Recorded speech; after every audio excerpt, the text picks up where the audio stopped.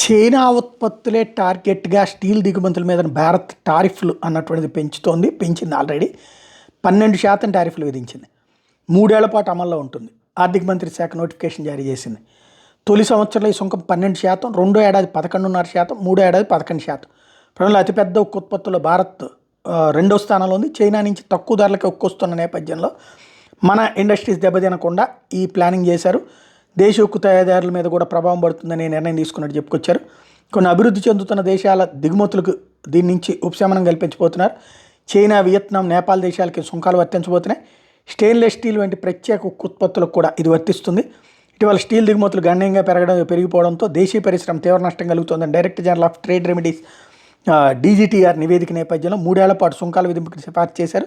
దాని ప్రకారమే తాజాగా భారత ప్రభుత్వం నిర్ణయం తీసుకుంది. ఏడాది ఏప్రిల్లోనే భారత్కు విదేశాల నుంచి వచ్చే అన్ని దిగుమతుల మీద 12% తాత్కాలిక సుంకం పెట్టారు.